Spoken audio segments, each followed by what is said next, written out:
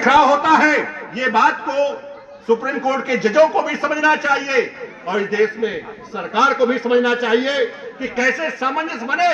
कैसे जो वेलफेयर था,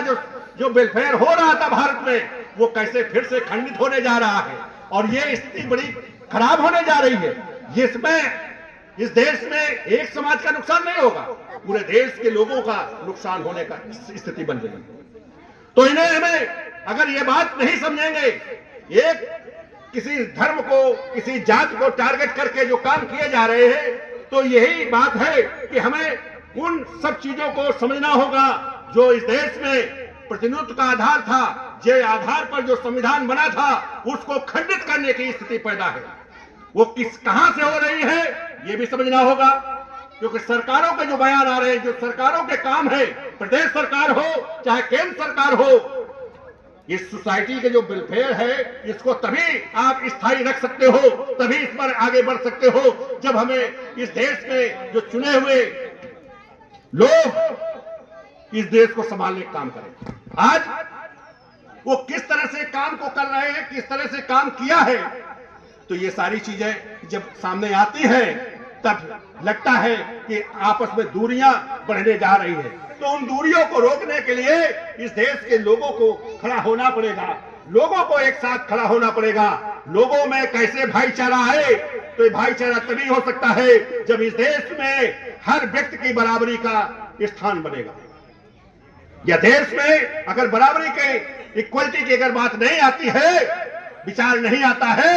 और वो अगर उस पर नहीं चलते हैं, तो कहीं भी हम कहीं घर में रहते हो, किसी भी मोहल्ले में रहते हो, किसी प्रदेश में, किसी देश में रहते हो, वो कहीं भी स्थापित नहीं हो सकता है, वो अलगाव पैदा हो जाएगा। तो इस अलगाव को हमें कैसे खत्म करना होगा, हर स्तर पर प्रतिनिधित्व की स्थिति पैदा करना होगा कि हर, जब प्रथम नेतृत्व ने बात कही थी कि उन संघर्षों से आया था, जब सरकार बनी थी, तो उसने पहले ही कहा था कि यह देश हम सब मिलकर जीता है, हम सब मिलकर चलाने का काम करेंगे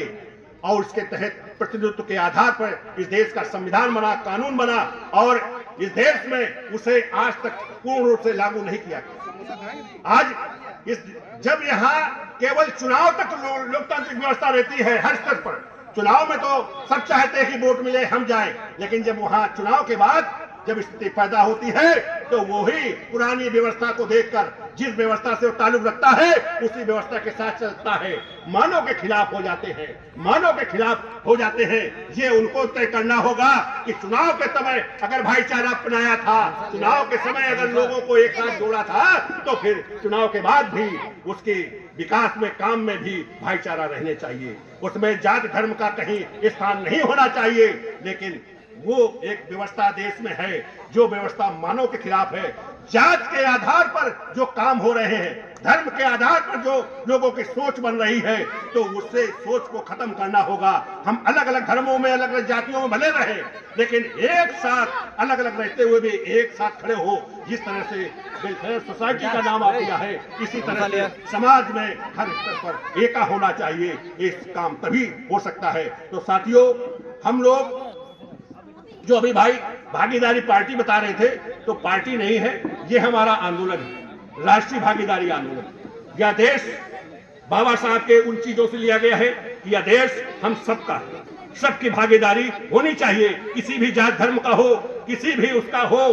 किसी समुदाय का हो, लेकिन एक तभी हो सकते हैं जब हमारा हर स्तर पर प्रतिनिधित्व होगा, हर की बराबरी होगी, तभी यह देश मजबूती से खड़ा होगा। तभी आप विश्व गुरु की बात करते हो, तभी विश्व गुरु बन पाएगा, तभी समाज में एकता आएगा, तभी एक भारत मजबूत तभी हो सकता है। तो साथियों, इन्हीं विचारों से हम अपनी बात को खत्म करूंगा कि भाई उठो, बढ़ो, शिक्षित और शक्तिशाली बनो, यह देश हमारा है, भागीदारी सुनिश्चित करो, यह देश हमारा है। धन्यवाद साथियों, जय भीम।